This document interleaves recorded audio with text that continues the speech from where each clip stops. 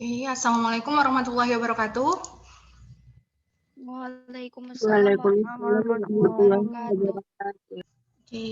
Gimana kabarnya anak-anak? Pada sehat? Pada sehat semua kan? Alhamdulillah sehat, Miss. Alhamdulillah sehat, Miss. Alhamdulillah. Jadi kemarin Miss Cek udah pada ngerjain UH kan?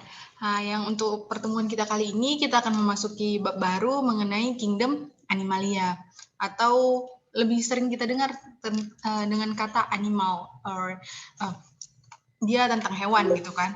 Jadi sebelumnya nih biasanya kalau kita mempelajari ini kan kita udah belajar mengenai beberapa kingdom kan. Biasanya kalau kita belajar mengenai kingdom, apa aja sih yang harus kita perhatikan dalam pembelajaran mengenai pengenalan mengenai suatu makhluk hidup?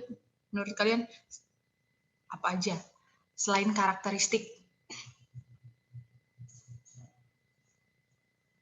Ada yang masih ingat? Oke, langsung aja ya, Miss jawab. Jadi kalau kita belajar mengenai kingdom atau suatu kelompok makhluk hidup, kita akan belajar mengenai yang pertama karakteristik atau ciri-ciri. Yang kedua, kita akan mempelajari mengenai klasifikasi dari kingdom tersebut, baik itu klasifikasi secara general ataupun klasifikasi yang lebih spesifik gitu ya. Jadi kalau misalnya kita lihat kingdom dari Kingdom Animalia ini kan ada merupakan kingdom yang sangat besar gitu kan. Kita coba kalian perhatikan video yang ini dulu. Sebentar. Oke. Coba perhatikan video yang ini. Sebentar ya.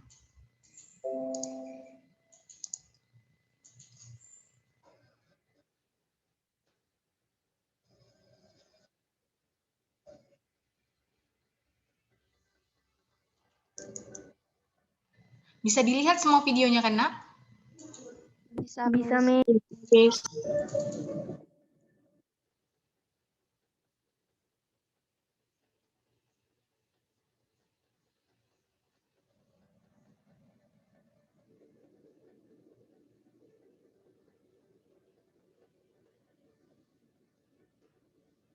Coba kalian perhatikan hewan-hewan apa aja sih yang ada di sini, di video ini. Menurut kalian bisa nggak mengidentifikasi semua jenis hewan yang ditampilkan di video ini? Coba ya, diperhatiin dulu. Oke. Sebentar.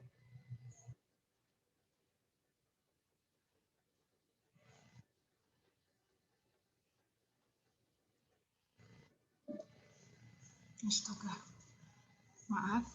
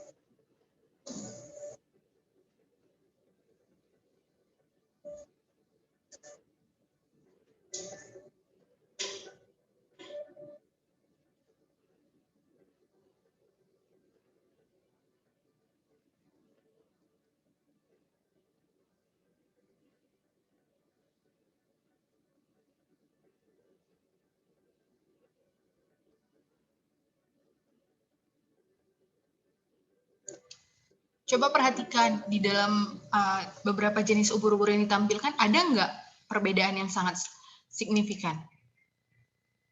Menurut kalian pribadi, gimana sih? Ada nggak perbedaannya kira-kira, Nak? Ada, Miss. Ada, Miss. Ada kan? Nah, tapi coba nih, misalnya dari video yang tadi, apa sih ciri-ciri yang menggambarkan mengenai semua hewan yang ada di video tadi? Kira-kira apa? Biasanya kalau kita bahas, ya, ada yang bisa ngasih pendapat?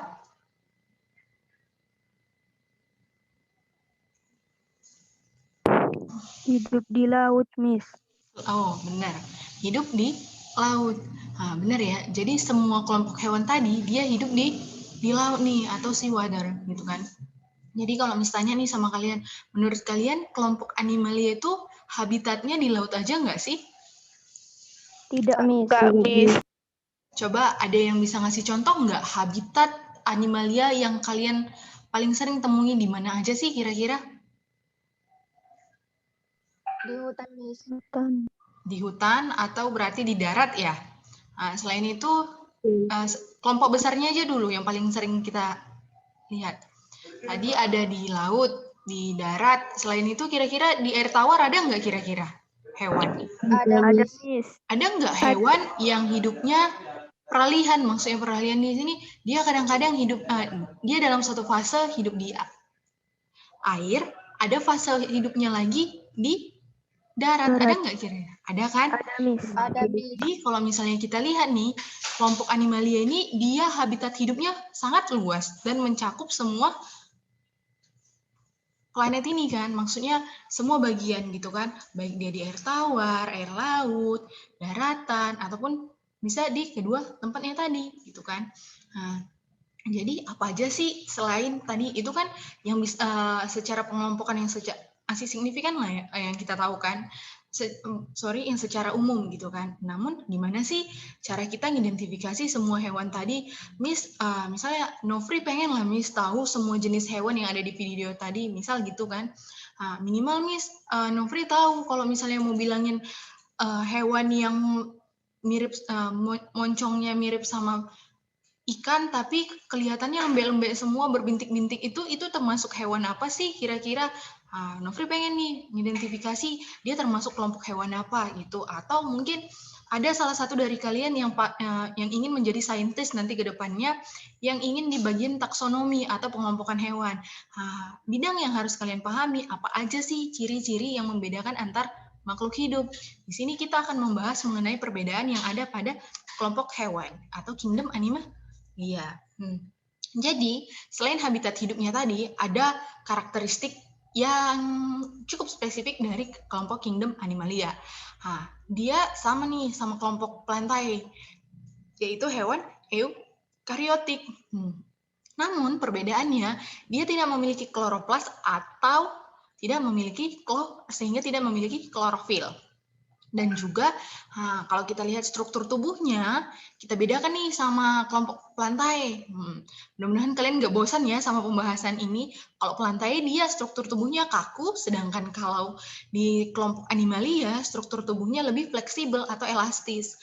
Gitu kan? Karena kita tidak memiliki dinding sel, namun tubuh kita itu di bagian sel kita itu biasanya langsung dilindungi oleh membran sel, gitu ya. Terus apalagi nih kira-kira? Tubuh penyusunnya multiseluler. Jadi semua kingdom animalia itu dia itu termasuk multiseluler atau tersusun oleh banyak sel. Namun misal nih nanti setelah kita belajar mengenai kingdom animalia secara lebih rinci, dia per film-film, kalian ada nih merhatiin bahwa salah satu kelompok animalia ini dia tubuhnya ini masih kategori kompleksitasnya atau istilahnya spesifikasi tubuhnya itu masih di tingkat sel. Ada ya, jadi ada kelompok animalia kompleksitas tubuhnya atau kerumitan gitu, susunan tubuhnya itu hanya pada level sel ada, namun ada juga yang sudah di tingkat jaringan dan juga ada di tingkat organ maupun sistem organ. Contohnya nih, yang dia belum ke tingkat jaringan, yaitu Porifera atau masih di tingkat kompleksitas selnya, kompleksitas tubuhnya masih di tingkat sel, kelompok Porifera. Kelompok Porifera ini kalian bisa tahu juga sebagai kelompok pernah tahu spons yang di laut? Tahu, Miss. Tahu, Miss. Yang punya rongga-rongga banyak. Nah, ini kelompok Porifera, ya. Nah, dia kalau misalnya kita ambil dari laut keras kan? Tapi kalau misalnya itu atau biasanya kita sebut sebagai terumbu karang lah ya. Terumbu karang. Nah, beda kan terumbu karang dengan anemon laut. Berbeda ya. Walaupun nanti ada yang sesil, nanti kita jelasin lagi. Nanti kalian pusing. Terus ada juga nih yang bersifat heterotrof. Nah, karena dia tidak memiliki klorofil dan juga tidak diukung oleh organel berupa kloroflas, sehingga dia itu termasuk kelompok makhluk hidup yang heterotrof atau tidak mampu menghasilkan makanannya sendiri. Nah, dia itu dapat hidup secara sesil. Ini nih yang tadi Miss bahas. Sesil menempel pada substrat. Coba lihat ini. Di gambar yang ini. Nah, ini yang kayak rumput laut atau yang kayak terumbu karang menurut kalian. Ini menurut kalian terumbu karang, rumput laut, atau anemon laut?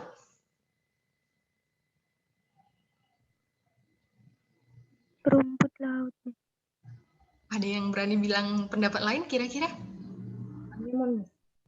Diva, kira-kira ini apa, Diva? Anemon, Miss. Anemon. Coba kalau Diva kenapa bilang ini anemon? Karena ada ikan itu, Miss, ikan apa? Oke. Nah, jadi kalau misalnya Juria kenapa bilang ini rumput laut? Karena merupakan substrat gitu, Miss. Oke, jadi kita bahas ya. Jawabannya Diva benar. Ini termasuk kelompok anemon laut atau kelas Hypnozoa nanti masuk di pembahasan mengenai di Cnidaria. Di sini Cnidaria ya. Namun, lihat fungsi yang tadi alasan yang Diva bilang, karena ada nih Miss hewan-hewan yang tumbuh ada hewan-hewan yang tinggal, misalnya ada ada kelompok ikan nih yang tinggal di sini. Jangan salah, kelompok terumbu karang itu juga bisa juga sebagai tempat tinggal untuk beberapa kelompok hewan-hewan kecil yang ada di laut gitu ya. Nah, cuman kalau dia anemon laut, dia warnanya lebih beraneka ragam. Satu, dan juga dia lebih istilahnya walaupun dia menempel sama substrat, dia lebih bergerak gitu ya. Nah, terus kalau dia tadi rumput laut. Kalau rumput laut kita bahas berarti kingdom Plantae. Terus biasanya kalau rumput laut dia warnanya hijau, kuning, dan orange gitu ya. Nah, paling banyak warna hijau ya. Tuh.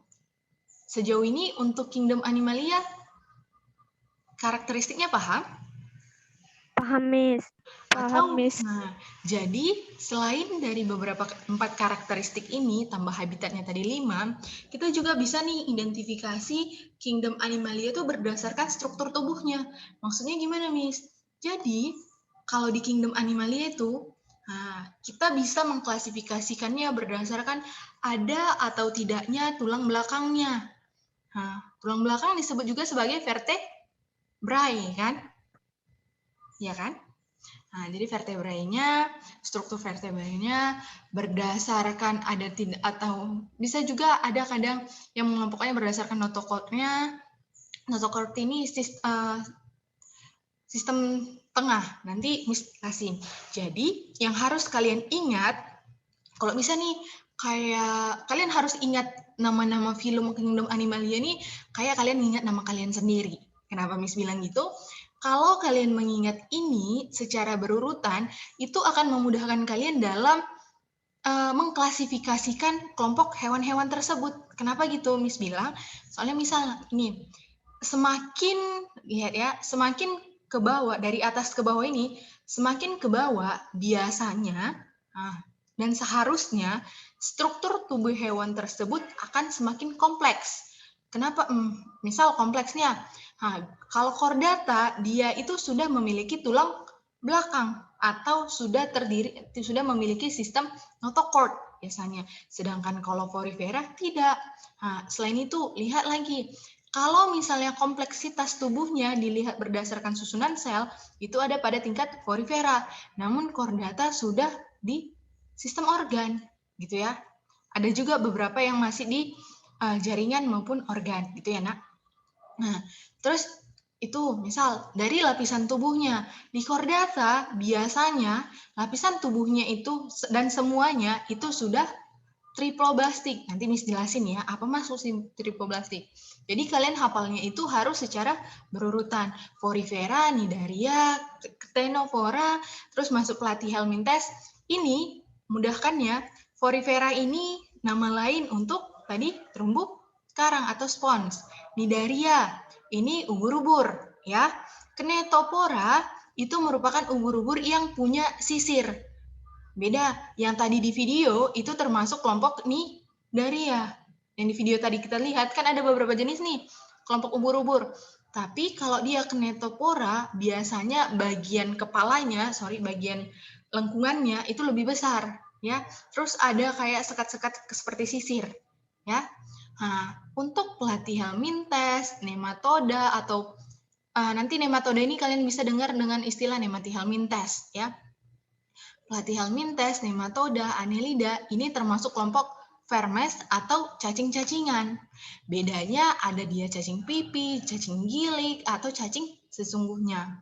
Gitu ya. Terus ada juga nih kelompok moluska. Moluska ini kalian tahu siput?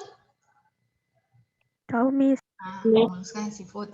Kalau misalnya cacing-cacingan tadi tahu kan? Nah, kalau arthropoda dia nanti masuk ke kelompok baik itu serangga, baik itu kelelawar, baik itu nanti masuk ke kelompok yang paling banyak ini kan kelompok arthropodnya atau bagian kelompok serangganya, atau bisa nanti insek ataupun masuk ke hemipoda gitu kan. Nah, banyak nih arthropod besar. Terus ada Echinodermata.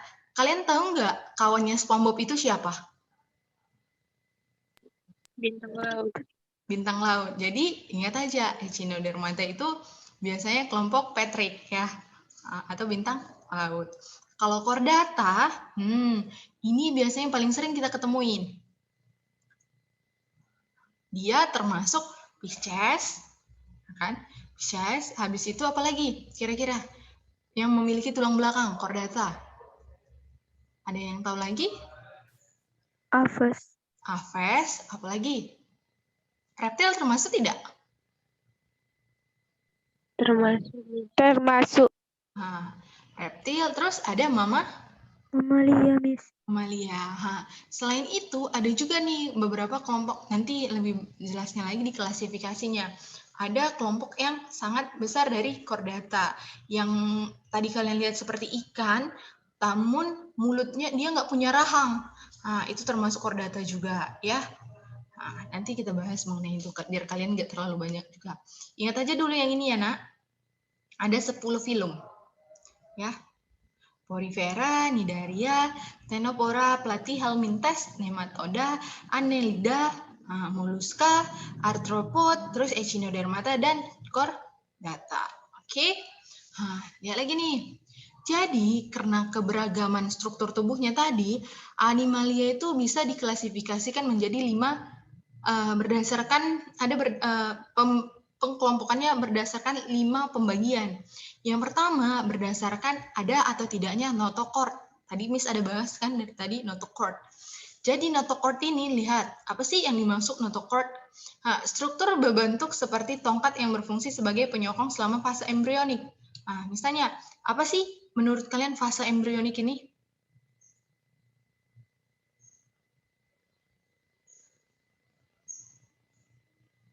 Ada yang tahu? Fase embrionik. Di kelas 3 SMP kalian ada belajar tentang perkembangan janin tidak? Ada. Ada kan? Coba di perkembangan janin itu ada nggak fase embrionik istilahnya? Apa yang dimaksud dengan fase embrionik?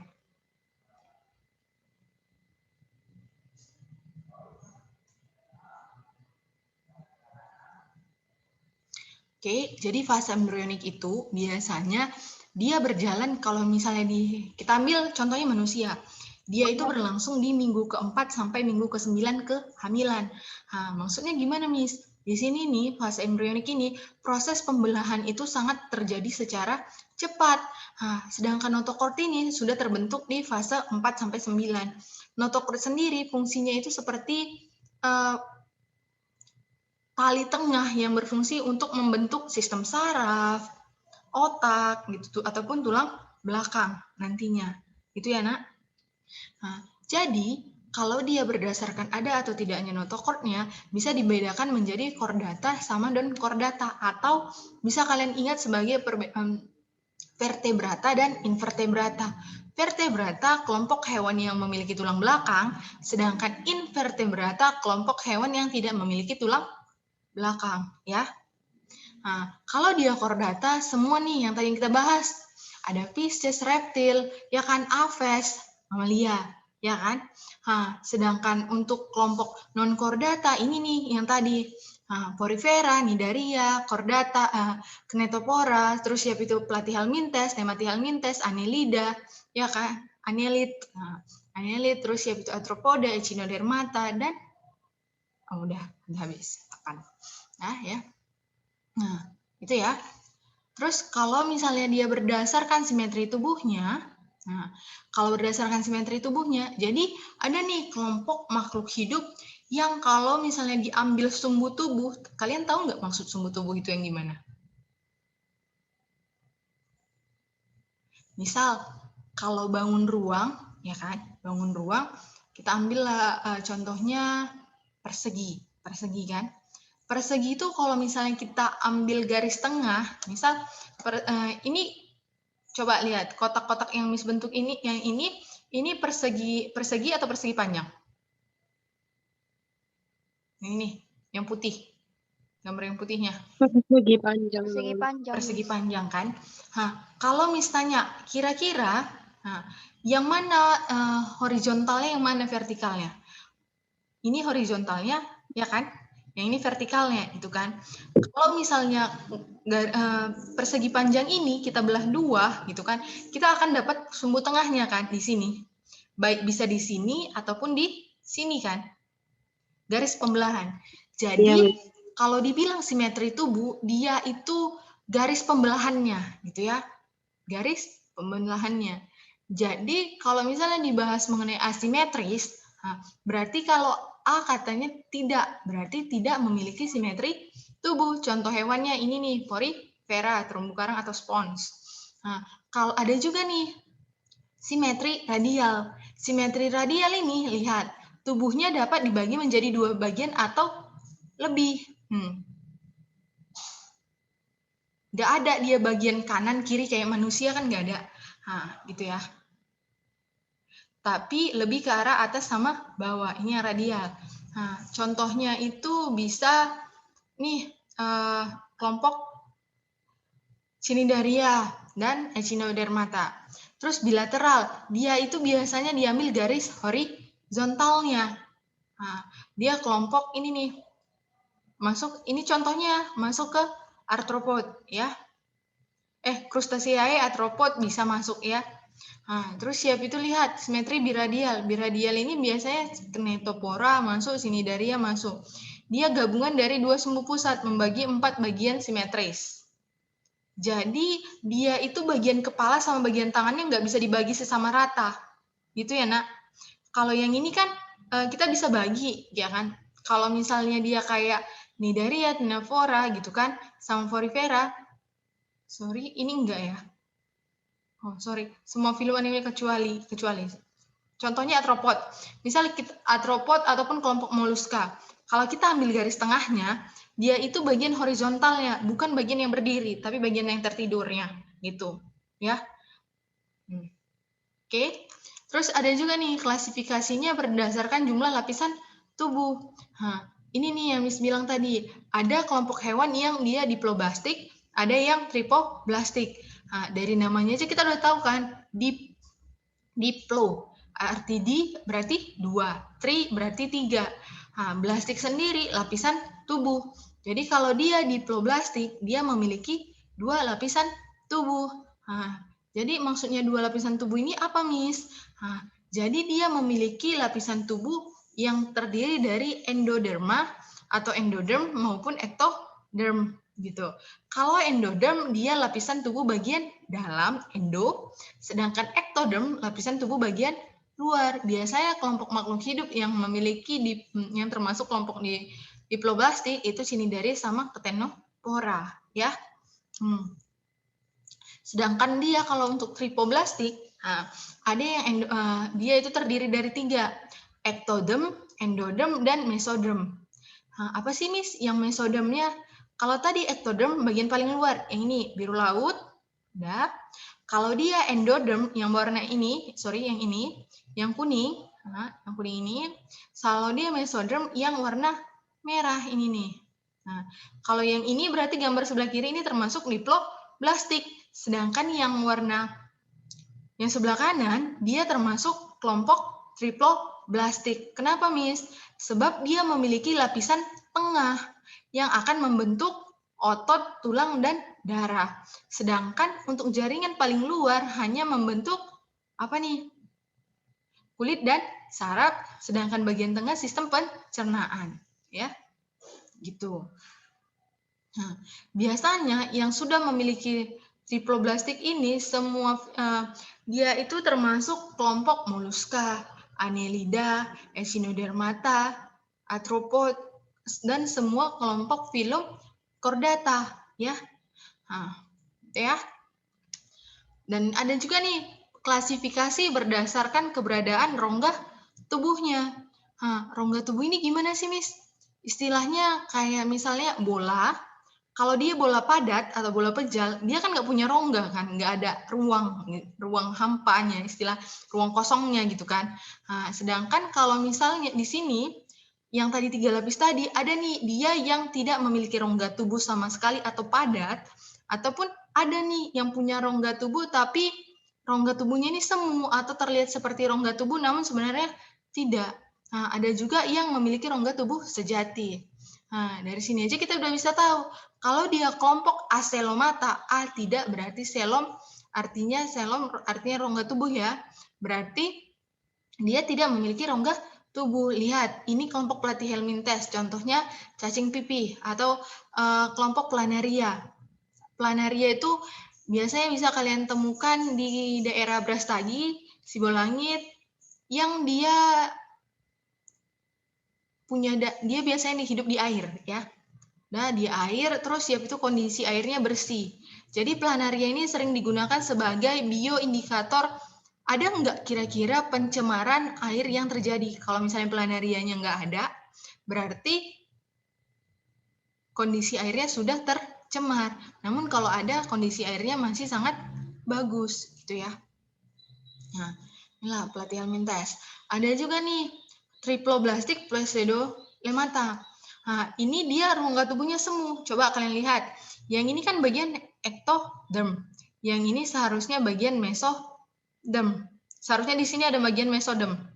Yang kuning dia bagian endoderm. Seharusnya ini sama yang ini kalau dia tubuh sejati, kalian perhatikan, dia terhubung nih, diselimuti kelompok mesoderm. Sedangkan kalau dia semu, ada ruang tubuhnya semu, dia itu tidak terhubung dengan bagian endodermnya. Dari ectoderm ke endoderm tidak ada garis penghubungnya. Gitu ya. Jadi disebut sebagai rongga tubuh semu. Contohnya di sini ada cacing pita. Ya. Baik yang ada di cacing pita yang ada di tubuh manusia, sapi maupun babi, ya. Ada tripoblastik selomata. Ini biasanya cacing tanah nih. Kelompok cacing tanah dia sudah memiliki rongga tubuh yang sejati. Selain cacing tanah, ada juga Annelida, Arthropod, Echinodermata, dan juga Chordata yang termasuk tripoblastik selomata. Ya. Berdasarkan susunan tadi, kita tahu bahwa kingdom Animalia tadi, ya kan? Kingdom Animalia tadi termasuk kingdom yang sangat besar nih. Nah, kalian masih ingat nggak di pembelajaran semester 1 mengenai sistem klasifikasi makhluk hidup ada namanya sistem filogeni. Kalian masih ingat nggak apa sih maksud dari filogeni? Ada yang ingat? Ada?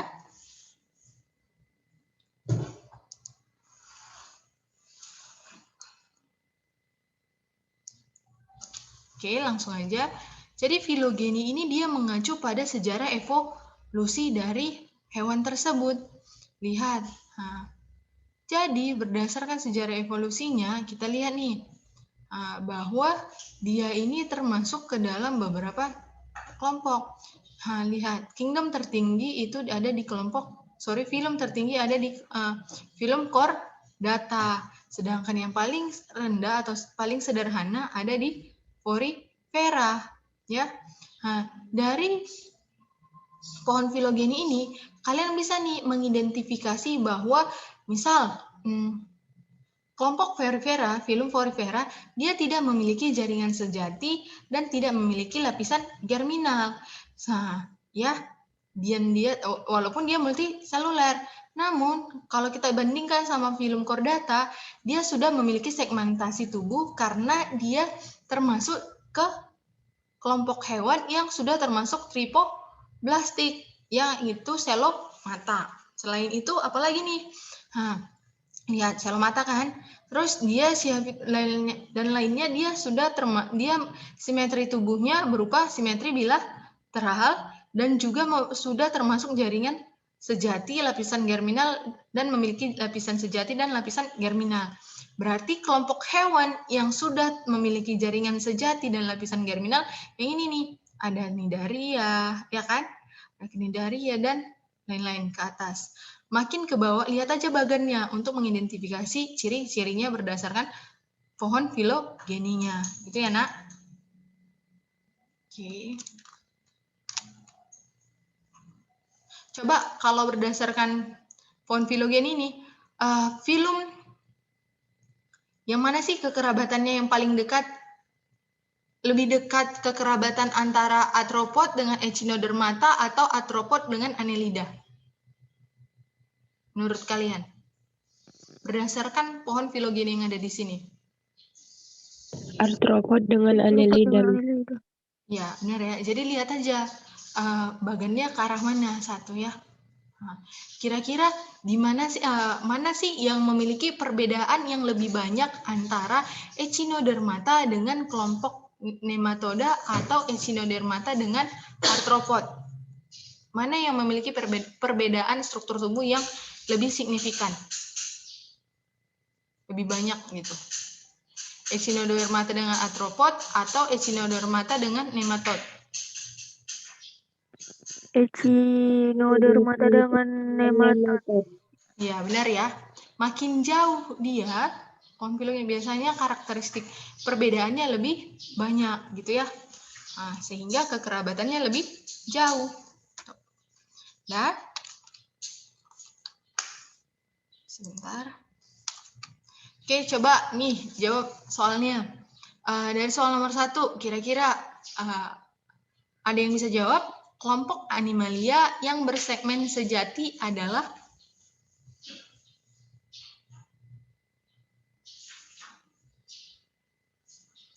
bersegmen sejati atau selomata, ya kan?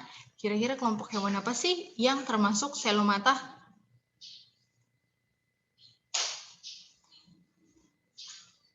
Ada yang tahu?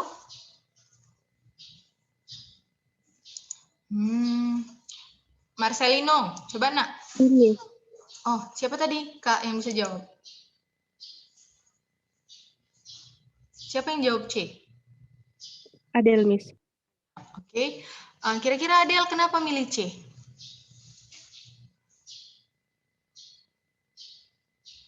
Kenapa enggak yang D?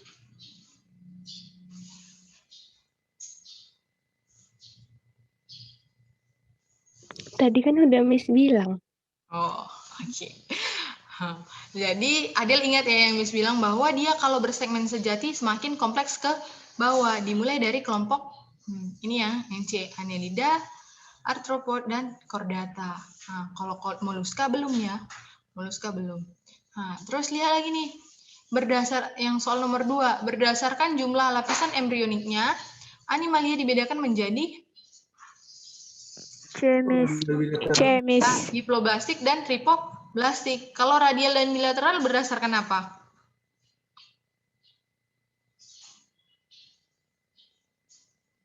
Pembagian radial dan bilateral ini berdasarkan apa, Nak? Simetri tubuhnya, Miss. Simetri tubuh. Kalau acelomata, pseudomata, selomata ini berdasarkan apa?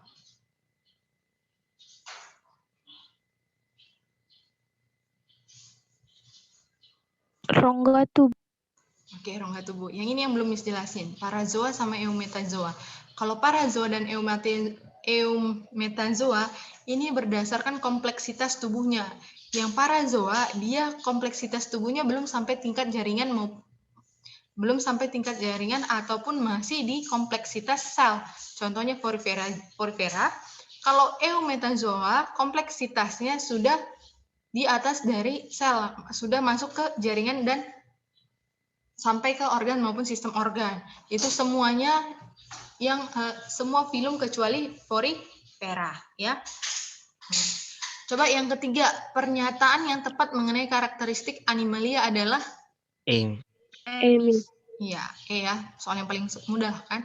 Nah. Oke, sekian pertemuan kita hari ini. Kira-kira ada pertanyaan tidak mengenai materi kita sebelum Miss tutup? Ada? Enggak ya?